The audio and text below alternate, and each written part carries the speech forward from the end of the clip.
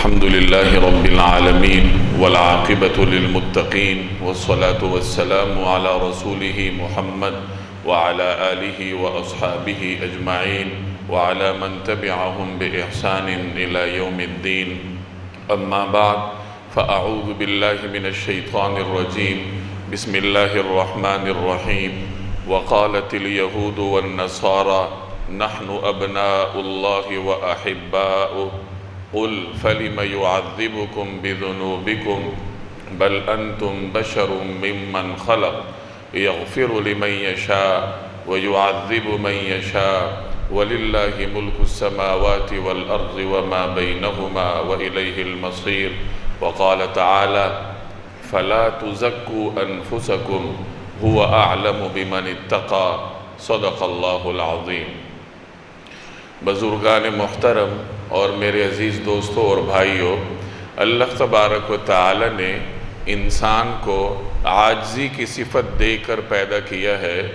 انسان جب تک اس دنیا میں عاجزی انکساری کے ساتھ زندگی گزارتا ہے، جھکے ہوئے دل کے ساتھ، ڈھلکے ہوئے سر کے ساتھ اور مغلوب انا کے ساتھ جب انسان روئے زمین پر زندگی گزارتا ہے تو روئے زمین کا نظام فطرت کے مطابق رواں رہتا ہے.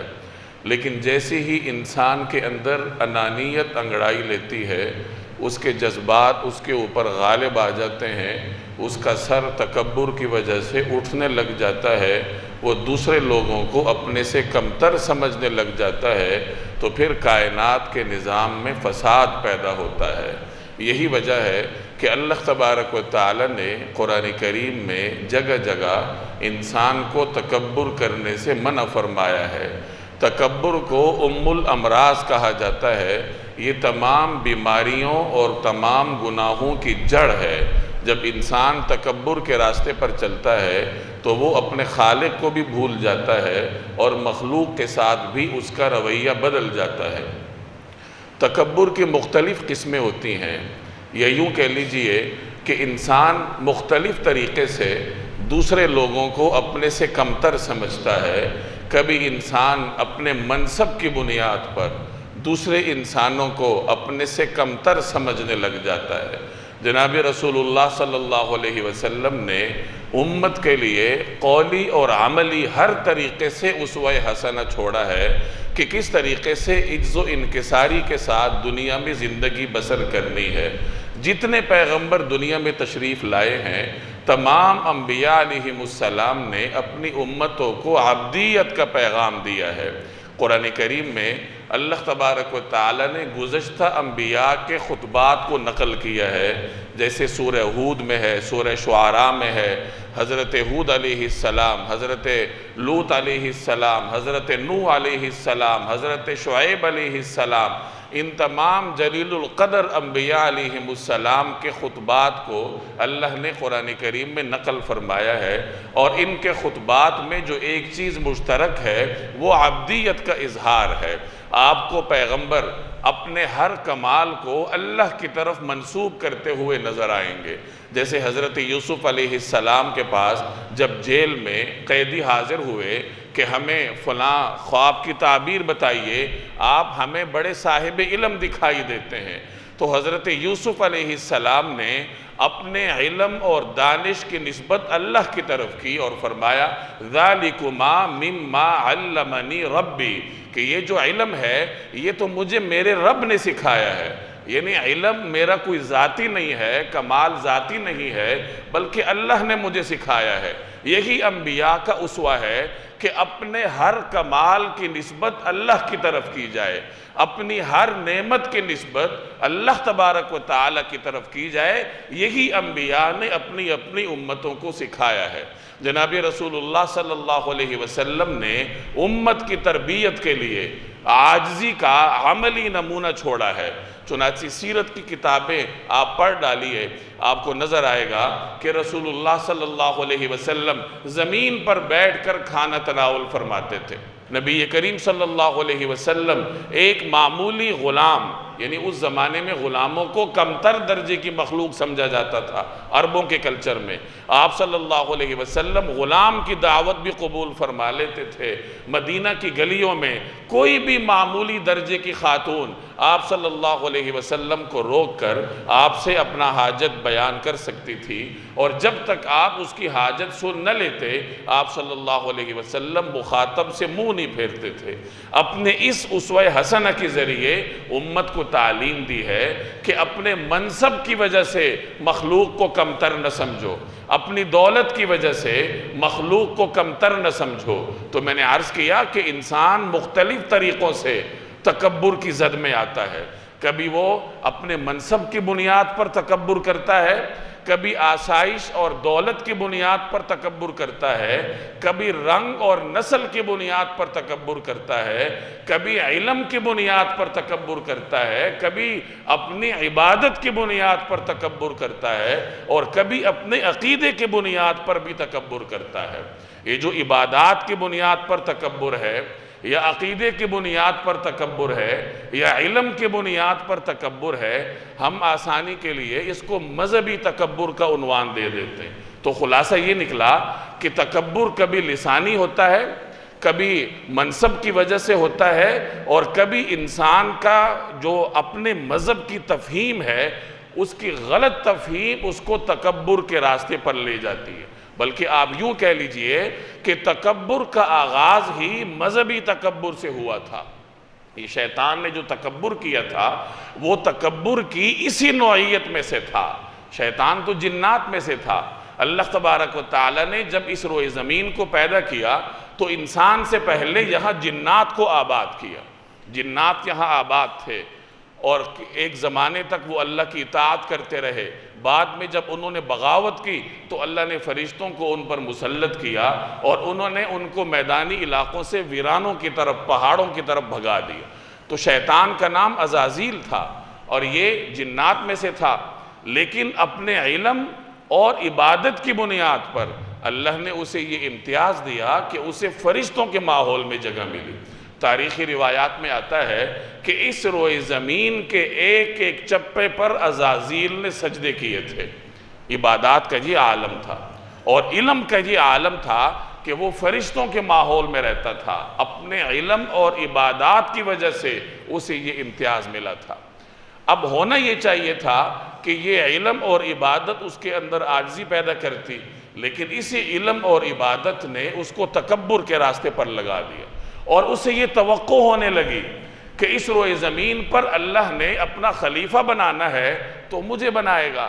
مجھ سے بڑھ کر کون عبادت گزار ہے، مجھ سے بڑھ کر کون عالم ہے۔ اسے معلوم تھا کہ فرشتے تو ملائے اعلیٰ کی مخلوق ہیں، روئے زمین کے لیے کوئی مخلوق چاہیے جس کو اللہ خلیفہ بنائے، تو میں روئے زمین پر رہنے والا ہوں، جنات میں سے ہوں، علم اور عبادت میں برتری رکھتا ہوں، تو مجھے خلیفہ بنانا چاہیے۔ لیکن جب اللہ تبارک و تعالی نے حضرت آدم علیہ السلام کو اپنا خلیفہ بنانے کا اعلان کیا تو اس نے بغاوت کا راستہ اپنا لیا۔ تو خلاصہ یہ نکلا کہ سب سے پہلا جرم اس کائنات میں جو ہوا ہے وہ تکبر کا تھا، اور وہ تکبر کی یہی نوعیت تھی جو کہ اپنے علم اور اپنی عبادت کی وجہ سے انسان کو دوسری مخلوقات سے برتر سمجھنے پر مجبور کرتی ہے، اور اسی تکبر کی وجہ سے انسان پھر حسد کرنے لگ جاتا ہے۔ اسی طریقے سے عزازیل یعنی ابلیس کے بعد اس کائنات میں اگر کسی نے مذہبی بنیادوں پر تکبر کیا ہے تو وہ یہود کی قوم تھی، بنی اسرائیل۔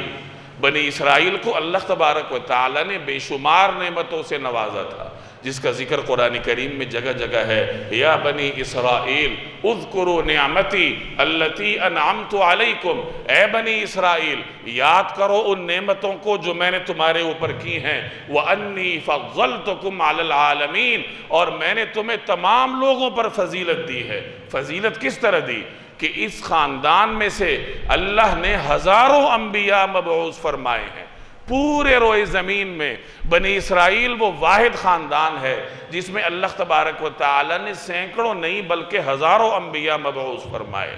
حضرت موسیٰ علیہ السلام کے زمانے میں اللہ تبارک و تعالی نے یہود کے فرمائشوں کو پورا کیا۔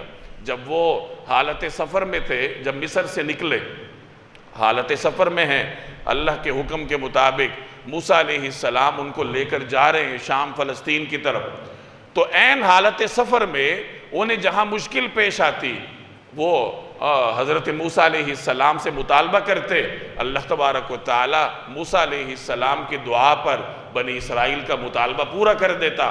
انہوں نے مطالبہ کیا کہ یہاں پانی نہیں ہے۔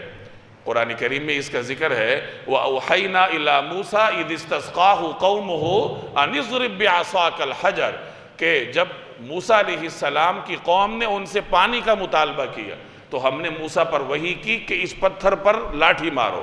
چنانچہ پتھر پر لاٹھی ماری اور اس سے 12 چشمے پھوٹ پڑے۔ ان کے 12 خاندان تھے، ان کی سہولت کے لیے اللہ نے ایک چشمہ جاری نہیں کیا، 12 چشمے جاری کیے، اور ہر چشمہ مختلف تھا، اپنی کوئی علامت ہوگی، چنانچہ ہر قبیلہ اپنے چشمے کو پہچانتا تھا۔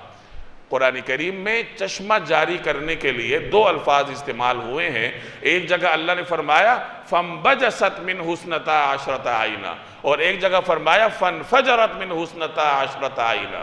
مفسرین نے اس کی بڑی لطیف توجیہ فرمائی ہے کہ انفجار کہتے ہیں اچانک پھوٹنے کو، جیسے بم دھماکے کو بھی انفجار کہا جاتا ہے، تو انفجار کا مطلب اچانک پانی کا پھوٹ پڑنا، اور فَانْبَجَسَتْ کا مطلب پانی کا آہستہ آہستہ پھوٹنا۔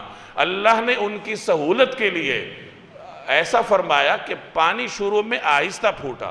اگر شروع میں ہی پانی زوردار طریقے سے نکلتا تو بنی اسرائیل کے لیے سنبھالنا مشکل ہو جاتا۔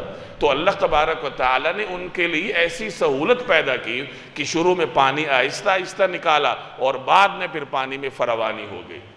تو پانی کا مطالبہ کیا، اللہ نے پورا کیا۔ پھر انہوں نے کہا کہ ہمیں دھوپ لگتی ہے، تو اللہ نے فرمایا وَظَلَّلْنَا عَلَيْهِمُ الْغَمَامِ، ہم نے ان کے اوپر بادل کو سایہ فگن کیا۔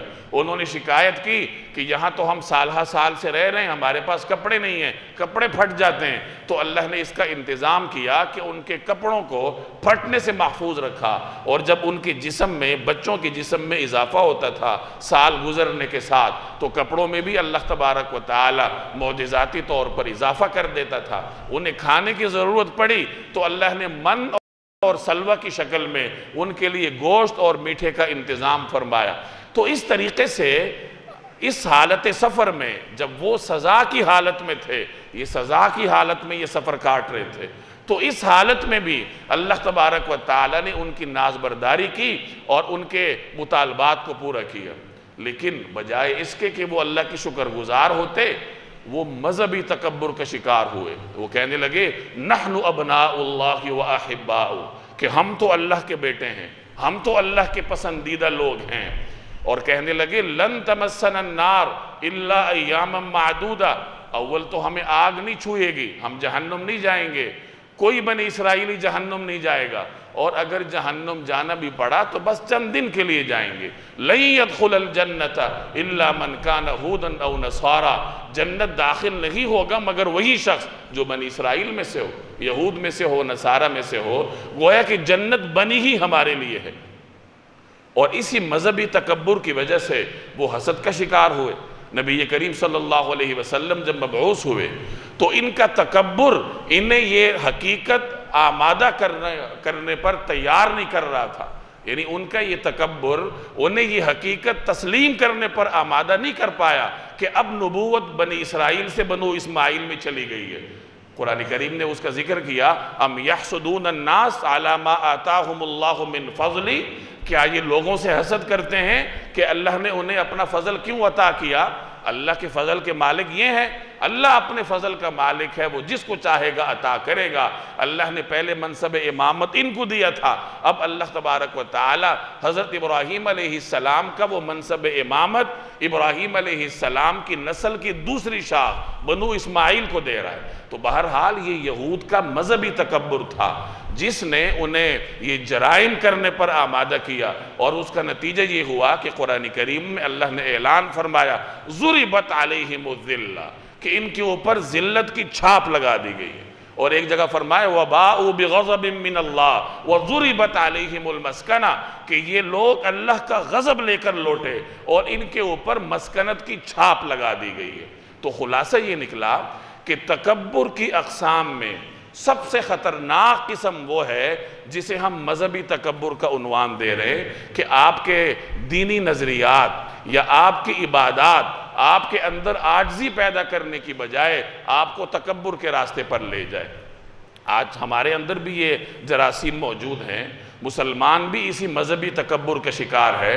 چنانچہ بہت سارے ایسے لوگ ہیں کہ جب وہ عبادات کے راستے پر چلتے ہیں تو بجائے اس کے کہ وہ عبادت ان کے اندر عاجزی پیدا کرے، وہ دوسرے لوگوں سے نفرت کرنے لگ جاتے ہیں، دوسرے لوگوں کو اپنے سے کم تر سمجھنے لگ جاتے ہیں۔ 2-4 دن تہجد پڑھی اور اس کے بعد وہی کا انتظار کرنے لگ گئے کہ ہم تو اللہ تبارک و تعالیٰ کے بہت مقرب بندے ہیں، اور یہ جو باہر گلی محلے میں لوگ پھرتے ہیں یہ پتہ نہیں انسان ہے یا کوئی اور مخلوق ہے۔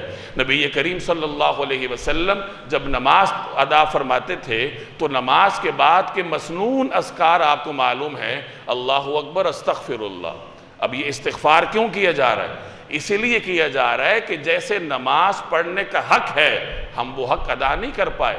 گویا ایک مسلمان جتنی عبادات کرتا ہے اسی قدر اس کے اندر عاجزی پیدا ہوتی ہے، خشیت پیدا ہوتی ہے کہ نہ جانے میری عبادت قبول ہوتی ہے یا نہیں۔ حضرت ابراہیم علیہ السلام نے بیت اللہ کی تعمیر فرمائی، یہ کتنی عظیم عبادت ہے کہ روئے زمین پر اللہ کا پہلا گھر تعمیر فرمایا، اور گھر بنانے کے بعد ان کا رویہ کیا تھا؟ عاجزی کے ساتھ اللہ کے حضور دعا کر رہے ہیں ربنا تقبل منا، کہ یا اللہ ہم سے قبول فرما لیجیے۔ تو ایک مسلمان کا رویہ یہ ہونا چاہیے کہ اس کی عبادات اس کے اندر عاجزی پیدا کرے۔ اگر عبادات کی بنیاد پر وہ اپنی پاکی بیان کرے تو قرآن کریم نے اس سے روکا ہے۔ اللہ کا ارشاد ہے فَلَا تُزَكُّوا أَنفُسَكُمْ، اپنے آپ کی پاکی بیان نہ کرو، اپنے آپ کو پاکیزہ کے طور پر اپنی پاکیزگی کے مظاہرے مت کرو لوگوں کے سامنے۔ کیوں؟ هُوَ أَعْلَمُ بِمَنِ اتَّقَى، اللہ بہتر جانتا ہے کہ کون زیادہ متقی ہے۔ کس کو کیا خبر کہ کس کی عبادت قبول ہے اور کس کی نماز اس کے منہ پر دے ماری جاتی؟ کس کو کیا خبر کہ میرا خاتمہ کس حالت پہ ہوگا؟ کس کو کیا خبر کہ آج تو میں نماز پڑھ رہا ہوں لیکن کل نماز پڑھنے کی توفیق ہے یا نہیں ہے؟ اللہ کی خفیہ تدبیر سے اگر کوئی شخص مامون ہو جائے، بے فکر ہو جائے، تو پھر اس کی تباہی میں کوئی دوسری رائے نہیں ہوتی۔ فَلَا يَأْمَنُ مَكْرَ اللَّهِ إِلَّا الْقَوْمُ الْخَاسِرُونَ، اللہ کی خفیہ تدبیر سے وہی شخص بے فکر ہوتا ہے جو خسارے والا ہوتا ہے۔ تو اللہ کی خفیہ تدبیر یہی ہوتی ہے کہ نہ جانے آئندہ اللہ تعالیٰ انسان کو عبادت کی توفیق دیتا ہے یا نہیں دیتا۔ تو عبادات کی بنیاد پر اگر کوئی آدمی تکبر کرنے لگے، اپنے ہم مذہب لوگوں کو اپنے سے کمتر سمجھنے لگے، تو پھر یہ عبادت اس کے لیے نقصان دہ ہے۔ اسی طریقے سے انسان کبھی اپنے عقیدے کی بنیاد پر دوسرے عقیدے والوں کو کمتر سمجھنے لگتا ہے کہ میں تو مسلمان ہوں، یہ یہودی ہے، یہ عیسائی ہے، یہ ہندو ہے، یہ مشرک ہے۔ جناب نبی کریم صلی اللہ علیہ وسلم نے عیسائی وفد کو مسجد نبوی میں عبادت کرنے کی اجازت دی تھی۔ جب نجران کا وفد حاضر ہوا تھا مدینہ طیبہ میں تو ان کی نماز کا وقت ہوا، تو آپ صلی اللہ علیہ وسلم نے عین مسجد نبوی میں ان کو اجازت دی کہ یہاں نماز پڑھ لو۔ چنانچہ انہوں نے مشرق کی طرف اپنے قبلے کی طرف رخ کر کے مسجد نبوی میں نماز ادا کی۔ جب باہر سے وفود آتے تھے تو آپ صلی اللہ علیہ وسلم ان کا بطور خاص اکرام فرماتے تھے، ان کا استقبال ہوتا تھا، ان کے لیے اہتمام کے ساتھ رہائش کا بندوبست ہوتا تھا، اور بعض اوقات ان کے لیے مسجد نبوی میں خیمے لگتے تھے۔ ان وفود میں غیر مسلم بھی ہوتے تھے۔ بنو ثقیف کا وفد حاضر ہوا، یہ مسلمان نہیں تھے ابھی، ان کے لیے رسول اللہ صلی اللہ علیہ وسلم نے مسجد نبوی کے اندر خیمہ لگوایا تاکہ یہ قریب سے مسلمانوں کو دیکھیں، ان کی عبادات کو دیکھیں۔ عدی بن حاتم جو حاتم تائی کے صاحبزادے تھے، یہ جب حاضر ہوئے ابھی مسلمان نہیں ہوئے تھے، نبی کریم صلی اللہ علیہ وسلم نے ان کے لیے تکیہ پیش فرمایا، ان کو باقاعدہ تکیے پر بٹھایا گیا، ان کا اکرام کیا گیا۔ تو اس طریقے سے رسول اللہ صلی اللہ علیہ وسلم نے ایک اسوہ حسنہ امت کے لیے چھوڑا ہے کہ اپنے مذہب کی بنیاد پر اس طریقے سے تکبر کی طرف مت جاؤ کہ غیر مسلم لوگ تمہیں مسلمان ہی نہ لگنے لگے۔ جیسے ہمارے ہاں ہوتا ہے، ہمارے معاشرے میں بہت سارے ایسے عیسائی حضرات ہیں جو صفائی کے شعبے سے وابستہ ہیں یا اپنی غربت کی وجہ سے عموماً ایسے کام کرنے پر مجبور ہوتے ہیں جنہیں کم درجے کے کام سمجھا جاتا ہے، تو ہمارا مسلمان ان سے نفرت کرتا ہے۔ گھروں میں برتن الگ ہوتے ہیں، اپنے رہنے کی جگہ پر ان کو نہیں آنے دیا جاتا۔ یہ تعلیمات رسول اللہ صلی اللہ علیہ وسلم کی نہیں ہیں۔ انسان ہے، انسان کا جوتا پاک ہے، غیر مسلم ہونے کی وجہ سے کسی کا برتن ناپاک نہیں ہوتا، اور ہمارا یہ طرز عمل دراصل ان کی غربت کی وجہ سے ہوتا۔ اگر کوئی امیر سوٹڈ بوٹڈ عیسائی آپ کے سامنے آئے، کوئی غیر مسلم حکمران آپ کے گھر میں آ جائے، تو آپ اس کا برتن الگ کریں گے؟ کبھی بھی نہیں کریں گے۔ تو ہماری اخلاقی صورتحال یہ ہے، اور یہی وجہ ہے کہ ایک غیر مسلم جو کہ ہمارے گھروں میں، ہماری مساجد میں، ہمارے اداروں میں 10 سال تک کام کرتا ہے، لیکن اسلام کے قریب بھی نہیں پھٹکتا۔ کیوں؟ وہ مسلمانوں کے اخلاق دیکھتا ہے۔ صحابہ کرام عرب سے نکلے تھے اور دنیا میں جہاں کہیں گئے ہیں، چند دن رہے ہیں ہر جگہ، تو چند دنوں کی بنیاد پر لوگ ان کے اخلاق کو دیکھ کر مسلمان ہو جاتے تھے۔ اور ایک ہمارے اخلاق ہیں کہ ہمارے ہاں مساجد میں، مدارس میں، تعلیمی اداروں میں، ہمارے گھروں میں، ہمارے دیگر اداروں میں غیر مسلم سال ہر سال تک کام کرتے ہیں، اور ہمارے رویے انہیں دین سے دور ہونے پر مجبور کرتے ہیں۔ وہ اسلام سے دور تو بھاگیں گے لیکن قریب نہیں آتے۔ تو اس کی وجہ یہی ہے کہ میں اور آپ مذہبی تکبر کا شکار ہیں، اور اسی مذہبی تکبر کا ایک شاخسانہ یہ ہے کہ آدمی ان کے عبادت گاہوں کو کم تر درجہ دینے لگ جاتا ہے۔ جناب رسول اللہ صلی اللہ علیہ وسلم جب کہیں لشکر بھیجا کرتے تھے تو انہیں باقاعدہ تلقین ہوتی تھی لشکریوں کو کہ عبادت گاہوں کو نقصان نہ دو، پادریوں کو نقصان نہ دو، مریضوں کو نقصان نہ دو، اور بعد میں یہی طرز عمل صحابہ میں بھی جاری رہا۔ حضرت عمر رضی اللہ تعالیٰ عنہ جس زمانے میں بیت المقدس تشریف لے گئے اور فلسطین کا علاقہ ان کی خلافت میں فتح ہوا، تو وہ بیت المقدس شہر کا دورہ فرما رہے تھے۔ چونکہ وہ عیسائیوں کے پاس تھا، تو جو عیسائیوں کا بڑا مذہبی رہنما تھا وہ حضرت عمر کے ساتھ تھا۔ اب وہ دورہ کروا رہا ہے حضرت عمر کو، جو خلیفۃ المسلمین ہے۔ دورہ کرواتے کرواتے اپنے گرجے میں لے گیا، بہت بڑا گرجا تھا۔ تو اس دوران ظہر کی نماز کا وقت ہوا، حضرت عمر نے نماز پڑھنی تھی، تو پادری نے دعوت دی کہ آپ یہی نماز پڑھ لیجئے۔ تو حضرت عمر نے فرمایا نہیں، میں یہاں نماز نہیں پڑھوں گا، اور وجہ یہ بیان فرمائی کہ اگر میں نے یہاں نماز پڑھ لی تو عین ممکن ہے کہ بعد میں آنے والے مسلمان یہ جگہ تم سے چھین لیں کہ یہاں ہمارے خلیفہ نے نماز پڑھی تھی، تو میری نشانی کے طور پر وہ کہیں تم سے چھین نہ لیں، اس لیے میں یہاں نماز نہیں پڑھتا۔ گرجے سے باہر تشریف لے گئے اور سیڑھیوں پر کھڑے ہو کر نماز پڑھی، اور تاریخی روایات میں آتا ہے کہ وہاں بھی آپ نے یہ ارشاد فرمایا کہ یہ گرجا یا یہ سیڑھیاں ان سے چھینی نہ جائیں۔ آپ نے اہل ایلہ کے ساتھ جب معاہدہ فرمایا حضرت عمر نے، تو اس میں یہ تحریر فرمایا کہ ان کی عبادت گاہیں محفوظ رہیں گی، ان سے کوئی عبادت گاہ چھینی نہیں جائے گی۔ ایک معاہدے میں یہاں تک مذکور ہے کہ ان کے ساتھ یہود کو نہیں بسایا جائے گا، کیونکہ اس زمانے میں یہودیوں اور عیسائیوں میں سخت دشمنی تھی، اور اس بات کا اندیشہ تھا کہ کہیں یہودی ان پر ظلم نہ کرے، تو معاہدے میں یہاں تک رقم کیا کہ ان کے ساتھ یہود کو نہ بسایا جائے تاکہ یہ یہود کے ظلم و ستم سے محفوظ رہیں۔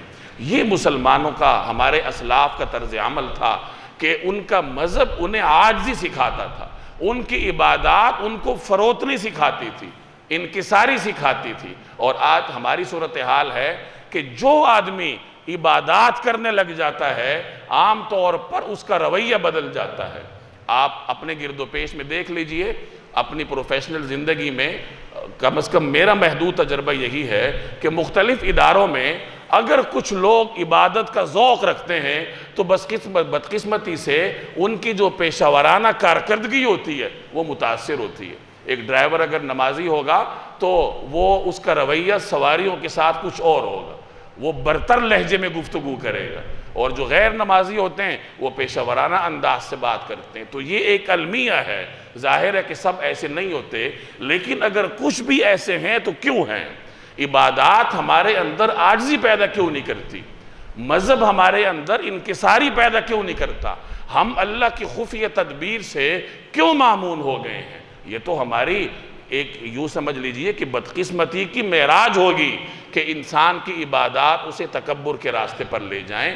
تو بہرحال اس چیز کو ہمیں سمجھنا چاہیے کہ ہمارا مذہب ہمیں عاجزی سکھاتا ہے، دوسروں کا احترام سکھاتا ہے، دوسروں کی عبادت گاہوں کا احترام سکھاتا ہے، اور غیر مسلموں کے ساتھ حسن سلوک کرنا سکھاتا ہے، بالخصوص وہ غیر مسلم جو آپ کے معاشرے میں، آپ کی اسلامی ریاست میں مظلوم زندگی بسر کر رہے ہیں، معاشی طور پر مفلوق الحال زندگی بسر کر رہے ہیں، ان کے ساتھ ایسی فراخ دلی سے آپ پیش آئیں کہ وہ خود بخود اسلام کی طرف آئیں۔ ہمیں فکر کرنی چاہیے کہ اگر میرے گھر میں ایک غیر مسلم 10 سال سے جاب کر رہا ہے تو وہ میرے دین کی طرف کیوں متوجہ نہیں ہوا؟